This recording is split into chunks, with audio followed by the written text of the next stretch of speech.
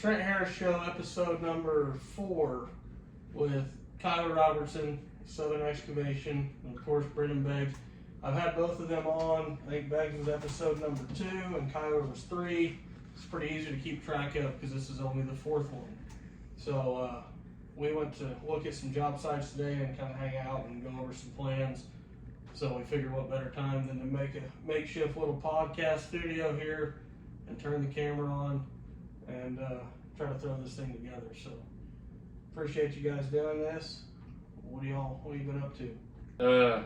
Yeah, I was on a job down in Tyler, Texas. Well, the town's called Bullard, but closest known town is Tyler. It's doing a logging cleanup, 50 acres. It's been one of our biggest projects so far. Yeah. It's had to have more than one machine on the job. I was about to say, did you sub those machines in, or you got more than one machine you put on it, or how'd you do that? Yeah, well, I rented one. It didn't turn out very well, so I ended up subbing a friend to come help. Gotcha. We also did a little burning. Didn't plan on it, but you seem to like that. When you say you didn't plan on it, I've burned and not planned on it. Did you plan on it when you lit the fire? Because that's a big difference there. The big discrepancy between unplanned fire. Yeah, and, no, it was planned. Okay. It was was planned just, going in, but ended up doing some burning too. Yeah, we just hit a bunch of heavy spots where it seemed like the loggers were just cutting up the trees, dividing the big ones, and it I don't know why. It looked like they were good to take out of there, but we just burned them just to get it done. Right. Sometimes easier just to light it and roll on. Yeah, it was so rough. It was probably one of the worst logging jobs I've seen in person. You couldn't drive on it. You couldn't even walk on it. It was rough. It's fun driving over stumps too, though. Oh yeah. That part makes you want to sit in the machine all day. Yeah, we ended up I ended up cracking the frame on the track. Really? Yeah, if you're not paying attention, like we start mulching, we go in rows. We're going in lanes, and we're making lanes. That way, you won't turn, pivot, or back up into a stump. You're just shooting lanes across that pasture over and over again. And you're not turning on top of them and exactly. Tracks, so. And we knew we had a good kind of whereabouts of where the next stump was going to be, because it was a tree farm, so they're all planted in rows. Oh, there you go. So as we go down the lane, we kind of predict where it's going to be, and then kind of just grind away. And then the giant piles, we just burned with 2 machines and grapple, and just got it done that way. Shoot, yeah, man. What about you? Oh man, What you been up to? fighting rain, Yeah, dealing with rain. been plenty of that. I think we got like 8.5 inches over the last 48 hours on one of our job sites. We're trying to pull the dozer out of there today. Kent was down there, and I guess his trailer was like, I don't know, probably a good foot underwater down there where we're building that pad. Dang. Just Doesn't make anything easy, does it? no. We got some major drainage issues down there. Mandatory days off. Yeah.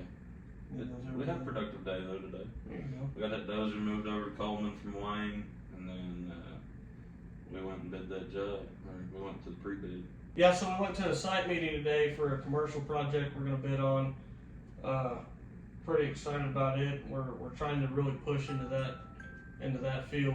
I know at least for Beggs and I don't know about what your plans are for the future, but trying to really take that step and start. And we've done commercial, but it's always been stuff that's come to us. We've never really, kind of went out there and fought, or at least I haven't, really went out and fought for that market. And been talking about this a lot lately, but the higher the overhead gets, the more, we kind of need to push into that. Commercial side. Yeah, either sell a bunch of stuff and stick with how we started, or continue to expand and grow. And Luke Payne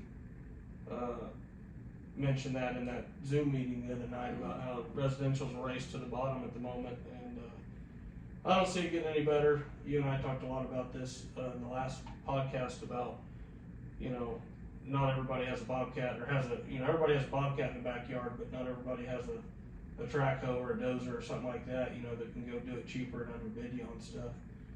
And at least for me, I'm not afraid of residential. We'll still do that. But the further we get along, the bigger those residential jobs have to get in order for us to make payroll, make insurance, cover overhead. And that's kind of my deal anyway. I'm the same way. I plan on, just always keeping, at least one machine running for residential, and then hoping to get into a bigger machine within this year, next year, to start focusing more towards commercial. I don't really pursue commercial at all, but sometimes it just finds me. Right. And I've been blessed to jump into a few commercial jobs here and there to kind of give me a step forwards, because they're always going to be larger jobs. Residential could be big too, farm and ranch, Sure. 50 acres, or it could be someone's backyard, quarter acre, half an acre, Right. and they just want to open up a lake view or something like that. But Yeah, there's still money there, and I can't stress that enough. Like I said, we're not going away from residential, especially right now. We're not just jumping, we're not just turning them all away, but it's more of a out of necessity. Like I said, either pushing for larger commercial either pushing for larger residential or commercial, because it, like you said, tends to be a bigger job and a bigger, more competitive market, because nobody's really looking to cut your throat when they've got bills to make too, you can outbid somebody with a skid steer pretty easy, but it's most people that know what they're doing, are going to be more competitive when they've got a dozer and a trackhoe and employees and bills to pay. They're not going to come in there and do it for half price either. So it's absolutely, it's a lot more competitive market, it seems. Yeah, with residential, it's almost kind of like a rat race. You go bid this job, and the customer's like, you lost the bid because the other guy said he's going to add this in for the same cost that you're doing the job. So it's like, I'm not throwing in additions for free. Right. And a lot of times we're sitting there comparing apples to oranges instead of apples to apples. They'll have you come out, you'll be the first one out, because that's what we try to do. Because if we get hit up and someone reaches out to us and we try to be the first one out there to go bid the job, Right. And a lot of times that's hurting us because they're looking for the cheapest guy. They'll come out with these big dreams and visions on what they want, and then they see that price tag, and then the next guy's bidding something different. Well, he's coming in bidding it for half of what you did, but he's bidding something completely different. Yeah, and obviously the quality's not there. Just the whole thing's completely different. Like you said, it's apples to oranges. They would have got way more bang for their buck had they went with a reputable, company to come in and meet all their expectations versus that guy that did half the work and did it at a lower quality. Like, yeah, I could have done that too. I could have given you, half off if we did half the work. Like, I don't have to make, that much. If we're only doing half of it, that's fine. What's really killing me is I was talking to Jolie about this, I guess yesterday. It was either yesterday or the day before. We'll say it was yesterday. But we were talking about just how many times that jobs that I'm bidding, that we're going out and bidding on the residential side, where these people are just wanting to take that lowest bid and take that person that can jump on it the fastest or whatever it may be. And every call residential, they say, when can you get out there? I'm like, man, sometimes when I'm slow, I'd say slow is a week and a half out. Busy, I've been in Tyler for almost 2 months. And they get real aggravated. They're like, when can you be out here? I'm like, maybe 2 months. And they're like, wow, you need to buy more machines, or you need to do this, you need to do that. I'm like, well, it's not the machine problem. Sometimes it's just a hiring problem. I'm glad you brought that up, because along with, and you guys have heard all this from me nonstop, but along with bidding commercial and trying to push into that market, that's been the killer for me, and I think you've felt that a little bit too, and of course you have. It's not a broken record, but no one wants to work. No one wants to see the vision of what we're trying to do, at least for me. Like, this isn't gonna stay the same size it is. It never has. It's grown year after year, and I'm trying to expand, and I want to find people. If you're watching this and you want a job and you want to work and grow with the company, bring it on. But call me, not Bags. And I have a problem with I think one of the biggest problems with me is hiring people is, they want to be home. Like, most good workers, that work hard. They got a family, they got kids, they got a wife. They want to come home. They don't want to be in a hotel. They don't want to be in my camper. They don't want to be out of town. I'd say 100% of my jobs are far. They could be at least an hour away, 2 hours away, 3 hours away, and I'm like, you could drive home or you could stay in the camper or whatever you want to do, but it's relocating's hard. But I don't mean to interrupt you, but I was just saying there are those few that there's a group of those people that want to travel all the time.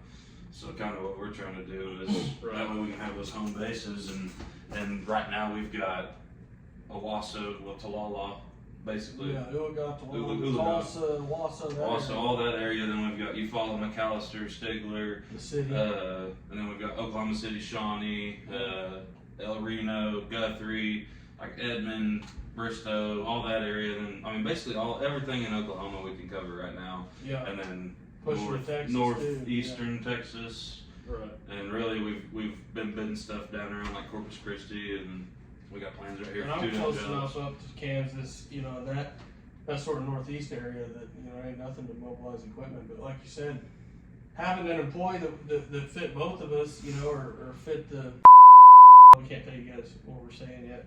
But anyway, that could float between us in order to keep a lot of hours and keep, both companies running.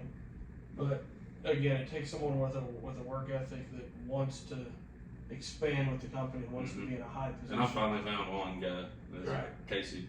Right. Casey's been a go-getter. He's really stepped up, proved himself. Put him on jobs kind of by himself, let him get some time. We wasted a lot of time with him learning, but we had time to kill. Yeah. We had time to kill. We weren't in a rush. We're not in a rush this year. That hasn't been the goal this year. And then the thought I was having earlier was I was going towards, I'd say a good 70-75% of our business has been going behind people and cleaning up projects that we've either bid or that we didn't get the chance to bid, but now we're here cleaning up, and that's getting to where it's just burning us out, just cleaning up other people's shit. Right, nonstop. yeah, they didn't call you, or even worse, like you said, they did call you. They did tell you, and you're too high. And they didn't want to pay the money, and then now they're paying it, and they've got to eat crow, but it doesn't help you any at that point, It's And you hate to see that, but it's going to take them more. You got to charge them more to fix it, because you got to undo what they did, then redo it the right way. Yep. But and that's the thing. I think that's where we're kind of focusing. I'd rather wait for the word of mouth clients on the residential side, because we've been chasing those residential clients for the last 3 years almost. July 28th will be 3 years of being a legit setup company. Yeah. And then we've been putting our efforts into the wrong areas because Very well said. we've run into a lot of really shitty residential clients. But I don't know. I think being able to put efforts into the commercial side and other places, and just letting the word of mouth do its thing. And our good we have such great clients on the residential side that have come to us from word of mouth. Right, they come And in, yeah. Those clients that come word of mouth, that's all I want to deal with, because those are always, not always, 99% of the time, those are your awesome clients that pay the bills. But as far as everything else, we're not going to leave the house unless we got 50% upfront labor and 100% materials. There you go. Yeah, and it's a whole, I don't know about for you, but for me, And sign contract. Right, it's a whole different perspective than it was starting out. Mm-hmm. Like I still, for me personally, I still haven't asked for any money up front, knock on wood. We've had really good luck, but it's a whole different perspective as it goes along, where I don't think we were ever doing anything wrong necessarily. It's just, for me, it's the overhead. That's what I keep going back to. It's when I had a skid steer and a truck and a trailer, I could do a $300 job. Mm-hmm. Now there's however many trucks and trailers and 5 or 6 machines and semis, all that kind of stuff, and it costs so much just in insurance and material, my APAC bill and fuel, and insurance really sucks. You don't get anything out of it if everything goes right. You don't get anything out of it. But yeah, as that overhead grows, like I said, you've got to do something, and it took me a long time to realize what the problem was, because we're working 10 times harder, 10 times longer, and the bank account's the same. There's a couple more zeros, but it's on both ends, and it's just a constant, we're back to, we're low on capital again. Mm-hmm. It's like, hey, you idiot, you're not bringing in enough, to offset, when you get off the phone with the insurance guy for another $5 grand or 10 grand, whatever it was, you know, it's like, dude, that's one more big, you know, decent size. Well, those free are always job. those adjustments you got to make. Yeah. You're balling over here, you know, you feel like you're balling, you're doing really good, bills are paid, money's stacking up, and then just everything adjusts, and then you got to adjust to that, and then it's just well, it's the like, roller coaster. It's like diesel going up $2 a gallon and not adjusting your prices. Yeah. It's you know, it's the same exact thing. If milk goes up and diesel goes up and your insurance and, you know, anytime you add another piece of equipment, everything just went up a level. Your ability to go, you know, do more work went up, but, you know, it's just a constant reevaluation.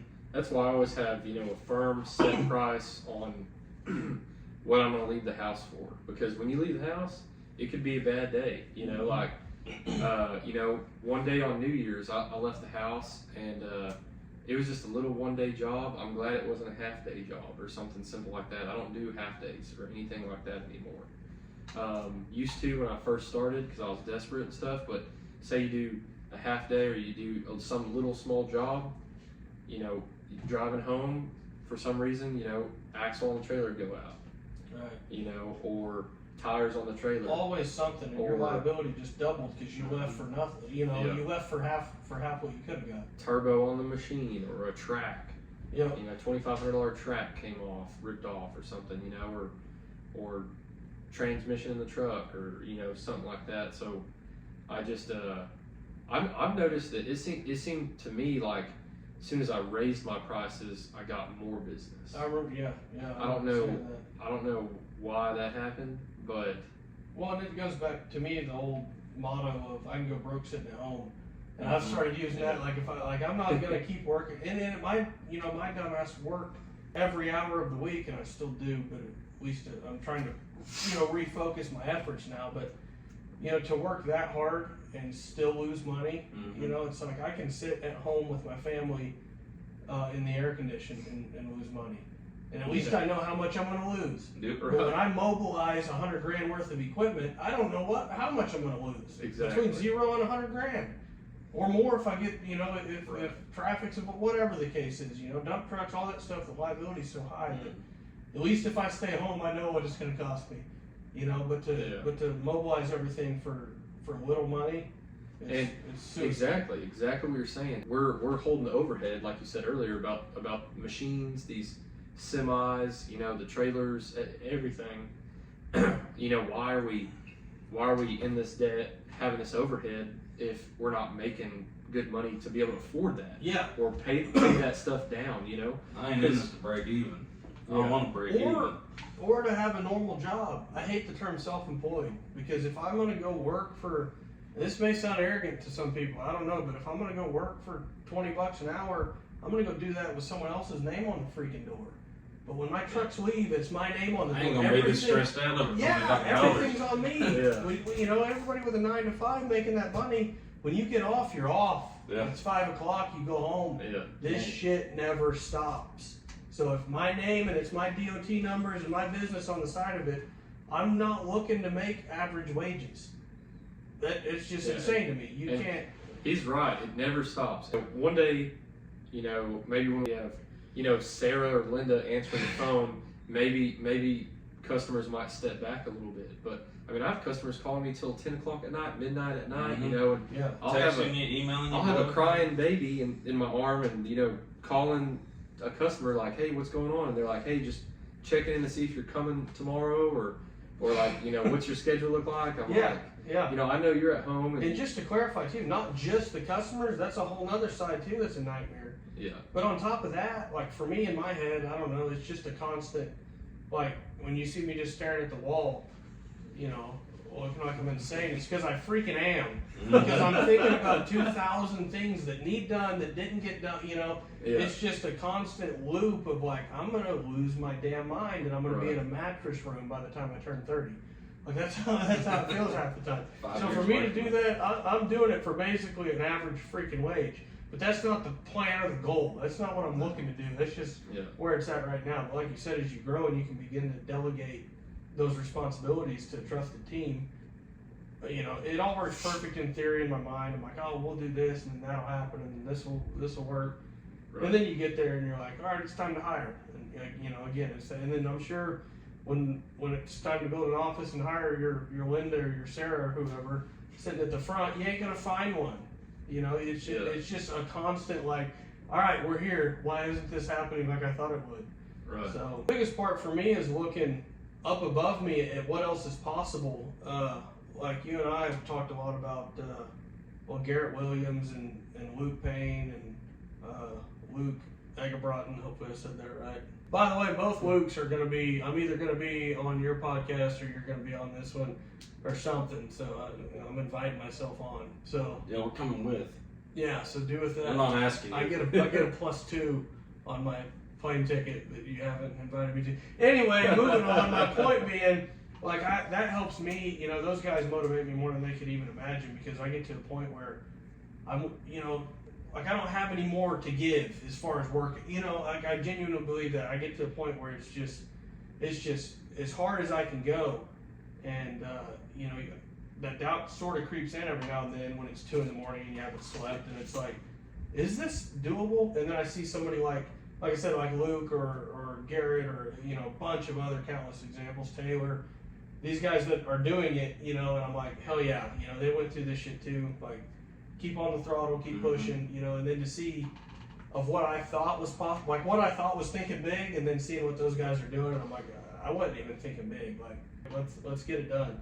And that's the extra energy that keeps me going when everything just hits the fan. And like, I'm not gonna quit because I'm too stupid or ignorant, but you know, when that doubt creeps in, that's what's like, all right, hammer down, quit being selfish. But that amount of heart that we put into those residential jobs, I know once we are higher players in that commercial world, us having that heart in the game already, but just losing that love because we're getting screwed on the residential and the small Burnout, yeah. just that burnout on where we're at, just knowing that there's more out there. Not to mention everybody in that field is let's face it, they're only phasing out just because of how many in the younger generation are looking to enter that field, you know, and take it seriously. Not near as many are coming in as what's leaving that industry. So I think it's open, but and the only advantage they have over us is they know way more about the bid process and, you know, and all the discrepancies on site. I think I'm really good at what I do. I haven't done a lot of commercial site work. So it's going to take building a relationship with the GC or that superintendent of that site and being like, hey man, don't be an asshole, help us out here, because my quality will be perfect if I know, you know, and that's all it is just going by the book. Right. And you can't go by the book if you haven't read it. Yeah, exactly. You know, yeah. Studied it. Yeah. Because you can read it and not study it and not know shit. Yeah, comprehend it. I've looked at a million of these here lately and stare at it until 2 in the morning and then go to bed not knowing much more than I did before. All for what, 1 hour of being with someone that has been in the game 17 years? Yeah, shout out to Kent for showing us some stuff. Shout out to Dalston for spending a couple hours with me on the phone the other night, man. Me as well. That's huge. I tried to pay him. He wouldn't take it. No, he told me the same thing. Bastard. I told him I'd take him to dinner. Anyway, Dalston, Kent, like that stuff is helping us more than, and there's others I'm forgetting, I'm sure. Dylan, that stuff is helping us more than you can imagine. It goes without saying. I appreciate you guys because, like you said, 100%. You know, I can look at these for 2 hours, but just that, I can't even think of what questions to ask. I don't know enough to know what I don't know. And, you know, as soon as you start kind of letting that click and then bring those guys in where it's like, okay, hey, I figured this part out, but what's this part? Mm-hmm. And they can explain that, and then all of a sudden, like today, you know, you step away from it and you're like, oh, well, why did this seem so damn hard? And that's what was so frustrating getting into this is I was too ignorant to know the right questions. I never called Dalston, I told him this, I never called him out of the gate because I didn't know what to ask him. He'd have been like, what do you not know? And I'd have been like, well, I don't know, man. There's freaking lying this shit. Yeah. He called me back the other day, and I was so frustrated. I tried not to let him see it because he was just trying to help me. Mm-hmm. But I finally was so frustrated. I was like, because he was just rambling. You know, it's so easy for him. He's just, well, you got this and that and this and that. And I was like, Dalston, it's just a bunch of fucking lines. That's all I see. He was like, lines going everywhere. Yeah, like, it looks like a bait caster came apart. This shit's just pissing me off. He was like, yeah, dude, that's what plans are. They're lines. And I'm like, I know. And they mean shit to me. Like, I don't understand it. So They're starting to make more sense. yeah. Thanks to the breakdowns from other people. 100%. Just not giving up on it. I started to get this is all I've been eating, sleeping, and breathing here lately. Listening to YouTube videos in the shower, until I fall asleep at night, trying to figure this stuff out. And there's a few times where it's like, hell with it. I'm gonna freaking go back to weed eating and mowing yards in town or something. It's just hard to figure out. But just that barrier to entry of, all right, calm down. It's not that freaking hard. Figure it out. And then, now I think we're getting somewhere. So I'm excited about the commercial game. We'll see how much we don't know that we thought we knew. So what have you been up to, Trent? You've been talking about us, but what have you been up to? We're gonna ask you some questions now. Man, a little bit of everything. We got the 312 going. Saw that. Seen you got painted too. Seen your was it bcdirt.com? bcdirt.com. You gotta say that as many times. bcdirt.com. That's it. Go check it out. bcdirt.com. Alright, shut the hell up. We got the 312 going. Still working on some ins and outs. We got the new hydraulic thumb put on. We got the semi, the low boy bought. Went through. We put 14 tires and 8 wheels. Wow, that's some money. How much those cost? I don't want to talk about it. I want to just forget about it. And I want to ride it off. But it sucks. 6,000-7,000. I don't want to talk about it. Oh yeah, I wanted to Sorry. talk about this. If you're out there and you're not a business owner, riding it off doesn't mean it just goes away. You don't have to pay Also for it. doesn't mean anybody else pays for it. It doesn't mean anybody else pays for it. You're paying for it, and you're riding it off, and you might not have to pay as much taxes at the end of the year. Yeah, it just means you pay a little bit less to the government. But when I pay for that, I pay for that. Right then and there. I'm glad you brought that up. I hear that all the time. Well, that's a write-off. I'm like, I'm still freaking paying for it. Do you know that? Guess whose account that comes out? You think I'd just walk up to the cash register and I'm like, hey, it's a write-off. And they're like, Roger, get out of here. Just take it. Yeah. Take the keys. I hear that, why don't you just buy that? It's a write-off. Buy that new truck or buy that new. Yeah. And I'm like, I can still spend that on other shit, right? Yeah, I'm probably gonna have to. I don't ever complain to my friends or family, because when I complain about something like say tires like you and the trailer, they'll be like, oh, just write it off. Like, let me just gonna write it off real quick. yeah, 100%. The government pays for it. I'm getting a government check for my tires. Right. I have $1. I need $2. I'll just write it off. It doesn't work like that. I have to pay for whatever that is. Yeah, I'm glad you said that. That's frustrating as hell. Anyway, speaking of money, we bought the thumb. Did all kinds of other stuff to the 312. Oh, have to have a thumb. Yeah. Eric Motter, my good buddy, he has a 4M Ranch channel on YouTube. You can check it out. He's been helping me a tremendous amount with the 312 and some other stuff. He's really been my only guy helping me on job sites since I'm having trouble finding somebody full time. So I bet whenever you post this video, you'll have like maybe 10, 12 people fucking hit you up. looking for. Oh yeah, they're gonna be like, we want to come work for BCC. I hope so. I feel like they're gonna let me down, but I hope. You gotta have CDL. You gotta pass the piss test. Yeah. No drugs. No. Have to live in. Can't be an alcoholic. That's it. Have to live in. Gotta do what you say you're gonna do. No, you gotta live in anywhere near the northeast Oklahoma or surrounding areas. It is. Anyway. Work Yeah. truck. What else? So yeah, we got the semi, the low boy, the 312. The deer is still down a dry motor. If you follow me on TikTok, you've probably heard me say that 1,000 times because I haven't cared to fix the damn thing. I love deer, things stout, but it's gonna sit there and think about what it did wrong. I need to go ahead and pull that dry motor off and get it rebuilt. Knock on wood, that'll be the biggest fish to fry we have left since we got the thumb in the semi going. We've got that one more bite to take out to get it going, and then from there it's just constant maintenance, constant pouring the regular operating costs back in, but at least it's not just these big, $7, $8, $10, $12,000 chunks at a time over and over, along with all the operating shit going wrong and stuff breaking. That's what was killing us for the longest time was those hits, those $5,000 to $10,000 hits back to back. Yeah. Just equipment and problems and just bullshit. That's another thing. Like you said, people don't realize owning a company, whether it's something small, it's the same game, just with you got fewer zeros. Whether you're running lawnmowers or chainsaws or hundreds of thousands of dollars worth of iron, you've got to constantly put money back in and constantly deal with that. And for me, it's looking at the account, and I know we've talked about this a little bit. How many breakdowns can I afford right now? Like, oh, you've got X amount of dollars. I'm like, if I lose an engine in the dump truck, I'm screwed. if we lose this or we lose that, and for me, when it rains, it pours. We lost the drive motor, we lost the carrier bearing, we lost the thumb, we lost the tire. You know, Comes in threes. Minimum. Yeah, minimum threes. That's why, you know, I've always looked stressed out. Things could be going great. Les Brown said you're either in a hard time, you just got out of a hard time, or you're on your way to a hard time. And that's what it is owning a company. It's like, why can't you be happy? It's like, oh, I'm happy. Things are going good. Yeah. What's the problem? Things are going good. Something's coming. You know, or, you know, on the other side, like, you're either stressed because you're in a bad spot, or you're stressed because things are going too good. You know it's coming. And, you know, There's a podcast about this, so I'll have to find it and send it to you. Yeah, It's actually it's an Audible book.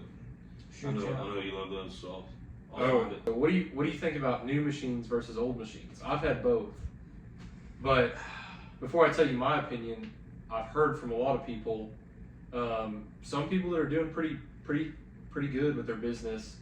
You know, they say we sold all our used machines, we got all brand new because less breakdowns per month. We're just paying that one payment, and it's better than paying that one payment plus breakdowns.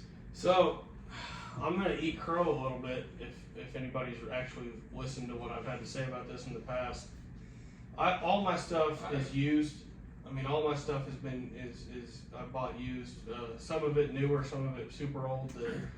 The semi's at 85, all the way up to the big Bobcats at 19. But it's all used. Never bought anything new, or even really newer, other than a couple. The Traco is a 2006 with 7,000 hours on it. That machine was anywhere from a third to half price, you know, or even less of a newer one, not even a new one. Right. So I saved that, help me out, $2,000 a month maybe in a payment. Here's where I'm backtracking a little bit.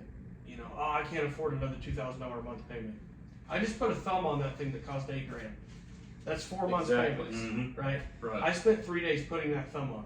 That's Right. $2,000 a day. That's 3 more months of payments. Right. I still haven't fixed the AC in that machine. Right. So Sweating my ass You- off you every know, day, all day. I'm pretty tough. I like to think. You cannot sit and, you know. And you can't expect your guys to either. Especially yeah. when you got older guys working So for that's you. a scalability issue at that point. So there's But- another month's payment, you know. The But- tracks, the sprockets, all that shit is halfway wore out. Right. So you're not going to get the longevity out of that machine. Whereas if you go buy that machine newer, and you know it's squared away, obviously every situation is different. It all boils down to if you have the work for that machine, and you feel comfortable that, you know, confident that you're going to have the work for it.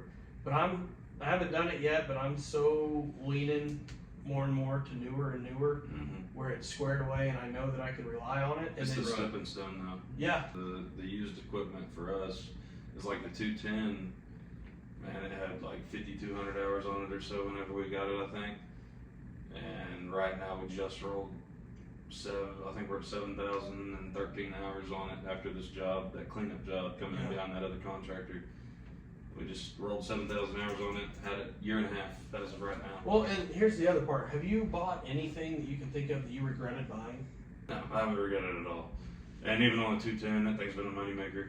I mean, just stepping from the Mini X and skid steer only, and taking that year to focus on the dozer and Traco side only. And we did some skid steer stuff, did some Mini X stuff, Right. the stuff for repeats that come back to us. But as far as like really pushing things, whenever we made that switch, and this year's been a little slower, but we haven't really been pushing on it Right. because You look like you were going to say something on that. yeah. Yeah. I got a My opinion is, so used machines, the cool thing about having a used machine is if you need to move them, like sell them, you can move them quick. Yeah. Like that Kubota I had, whether you're moving them to buy a new machine or moving them to buy a better machine or a different machine or a larger machine, you have the ability to sell it quicker than a new machine, also not losing all that equity. Yeah. Right? That's a write-off. Yeah, it's a write-off. Yeah, just buy a new one and write it off, right? So that's the cool thing I like, because if you buy a brand new machine, say for example you go buy a brand new skid steer, say John Deere or whatever, they're $100,000. If you turn it around right off the dealer and try to sell it, you know, my buddy Trevor, if he's watching this, he tried to trade his in to John Deere. They're like, we'll give you 74 for it. He's like, you just paid 100 for it, Right. you know, and it only has 100 hours on it. So that could happen. Well, I think to sum that up, though, for me personally, if you have the work, shit can go wrong on either side. There's pros and cons to either side, but like you said, you've never regretted buying anything. No. From the $1,500 grapple to the higher end shit I've bought. I'm not saying there's not a better way to go about it. Maybe there's an argument for new or used, but if you've got the work and you're willing to put in the work, I've yet to regret anything I've bought. I think new would be a good way to go if you know you have lined up work every day of the week. Yeah. And you're constantly going to keep that machine busy. Getting that backlog built. Getting that backlog built. And then also with the new machine, think about it like this. So you can get a used machine, just throwing numbers out there. Say you get a used machine and it's $1,600 a month. The new machine is going to cost you $1,800 with 0% financing, right? So say it's only a couple $100 difference, which usually is the case most of the time. And the interest rate's always going to be higher on the used machine. Well, since you did that, what if you break something on the new machine? Say, for example, you broke a track or something. Say $3,500 that month. That's $3,500 on top of that $1,600. Where the new machine maybe wouldn't have broken, and you're still only a couple $100 more. Yep, 100%. That couple $100 could have been 3 years Yeah. to equal that 1 month where your axle's broke. Yeah, absolutely. And not to say nothing goes wrong on newer stuff, even brand new stuff, but typically, the pattern is not there. It's not going to break. So yeah, for me, it's been, I can't. Just fuck that. Just fucked up. Yeah. Shout out to Taylor. I had a lot of death issues, and it was brand new. Yeah. It was in the shop multiple times for death issues, and then it burned down. So the day my John Deere burned down, I was on this one of my first largest jobs. It was in Bridgeport, and I was in downtown Bridgeport mulching. Everybody there saw me. They saw my truck, they saw my trailer. Everybody was stopping by to say hi. Shout out Bridgeport, Texas.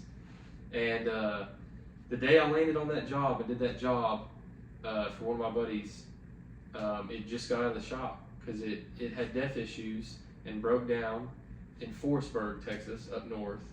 And it was in the shop for weeks. I don't think 3 weeks or something, 4 weeks. So the day I brought it back to that job, it caught fire. Dang it, man. So you're waiting and finally get it back. Yeah. And, that's the other argument I was kind of making towards newer stuff. I'm not saying it never breaks or never has problems. It definitely can. But, yeah, on average, obviously you're going to have more issues with older stuff.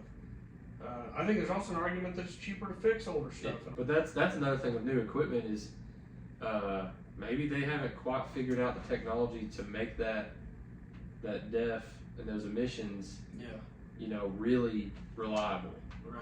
And that's why a lot of people still run older machines. They're still running and gunning. Yeah. Because they got maybe like a Cummins. Why do you think I've got no emissions on? Why do you think I run these second gens and these older Cummins engines, in my trucks and all that kind of stuff? I've got an '87 Freightliner. You know how many DEF issues I've had? But like damn, 700, 800,000 on it or something. It sounds like a damn sewing machine. So there's a reliability argument there too. But like you said, especially with the equipment, to me, it's like I can't afford that payment or whatever. A lot of times I have to step back and go, dude, you're affording it. You afforded it last Monday when you bought a $200 hose. You afforded it on Wednesday when you lost the track. You afforded it, here when you lost the drive motor. Like those were months. The other day we blew a hose on I went to 4 jobs with the 312. I won 5 hoses. Or I bought 5 hoses too. We're upgrading, I guess. But when we lost that last hose on the 312, it was a $119 hose. We were down for 3 hours by the time we pulled it off, went to Tulsa, did everything we had to do. That was a $700 hose. Throw that towards, That was 200 and whatever, 2 1/4 at 3 hours plus $100 hose. So whatever, do the math. Right. And some stuff's cosmetic. Like I work in the woods every single day, so sometimes I might break something, or operator might break something, or sometimes it's cosmetic.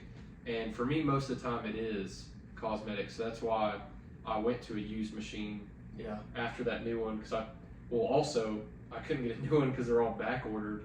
Right. Yeah, that also played in. But Makes the used ones worth more. I called cat, deer. I didn't want a bobcat or a Kubota. Called cat, deer. easy. Can you believe you just said that in front of us? He's got Bobcat, I got Bobcat. ASV, and nobody had one. And I called every I state think too. my little Oklahoma, 763 Texas. would mulch up any machine you've ever owned. All right. My little one. I don't want the big one. Anyway. And just to be clear, that's Dad's Kubota. It's not mine. That Kubota 75 is his dad's, not. Listen, I'm pretty Okay, sure okay, I okay. filled my little Kubota engine and my Bobcat up with sand one time and it just kept burning. All right. It's because it's a Accidentally. powered machine. I accidentally grabbed the It's sand frozen instead of the severe. oil, filled it all the way up, some of it's still running. All right. You can't kill a Kubota engine. And you can't kill a Bobcat. All right. So you go. The problem I was straight- having with the You deer. didn't buy a Bobcat or a Kubota. How many Bobcats or Kubotas have you burned down? I love the deer. The reason I just Kyler had a Kubota. the reason why I didn't have I decided not to go deer again was, number one, United Ag couldn't get me one, but second, I was always having so many cosmetic problems. Like when you're in the woods, you know, the lines down the arm, and you know, when you lift the boom up, they're right there in the back. Yeah. Those would always get caught on trees, or Yeah, just, they loop around right there. Yeah. you know, pines or anything sharp from briars would cut through there. And then the couplers in the front, that was the hardest part. You had to watch those like there's no guard on the couplers. Yeah. Well, and that the RPM land management guy, Ricky, he's really been pulling. Shout out to RPM in Florida.